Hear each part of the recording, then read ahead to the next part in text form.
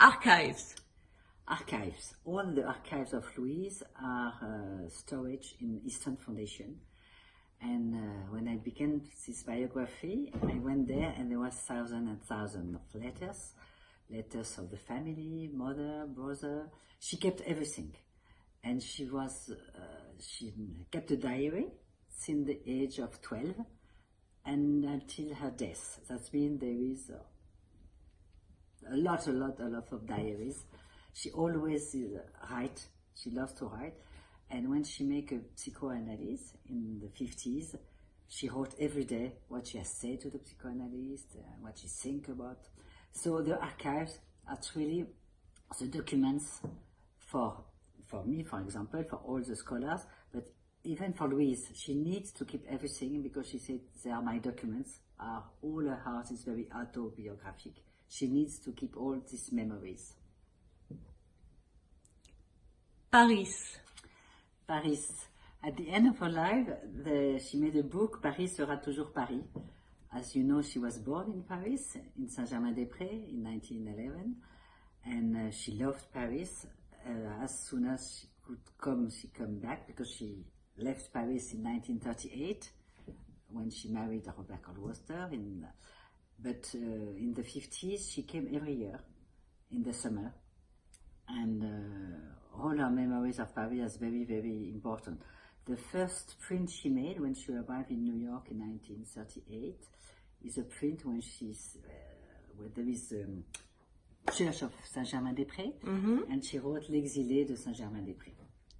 But later on, she was still obsessed by Paris and by France, no? By France, by French culture, by French literature, by all her memories of childhood, of family.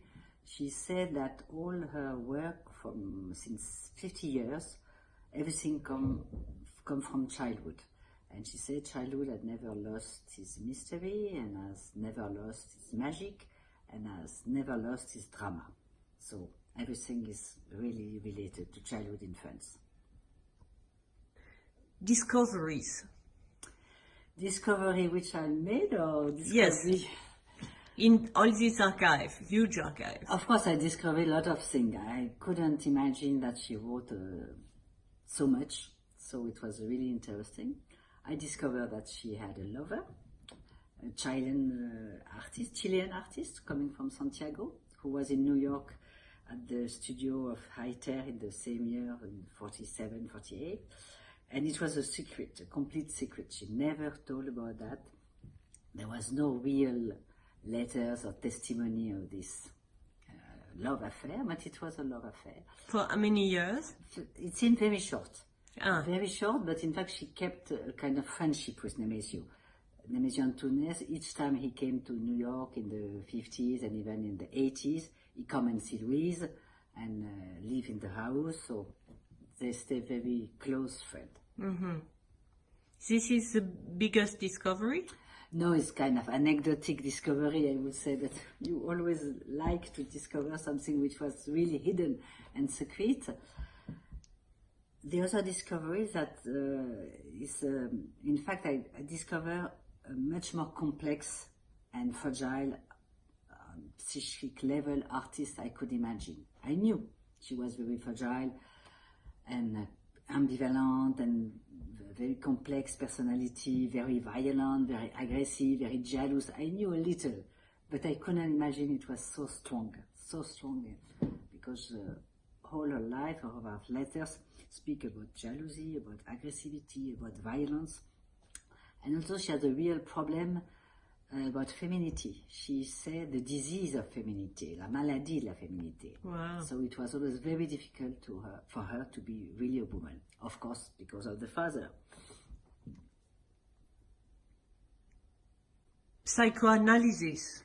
So psychoanalysis, we discovered also, but I was not the only one to discover that she made a psychoanalysis just after the death of the father in 1951, and for 14 years, with a very important psychoanalyst, Dr. Henry Lowenfeld, very important, very well known, who wrote a lot about trauma and artistic creation. So very good for Louise, very related. And she never said that she made an analysis. There is a lot of an interview, of course, who asked, did you make an analysis? And she always answered, no, I don't need an analysis. I made it myself. Or she said, the other artist made analysis, but I don't need that. So it was really secret. And we discovered pages and pages, a lot of the writing of psychoanalysis, which were published in English already by Philippe Larasmith. And I hope it will be translated in French, because most of these writings are in French, half French and half English. And of course, it's very important to understand the process, the mental process, and all the Oedipian complex, the relation with the mother, the relation with the father, with the mistress, Sadie, the mistress of the father.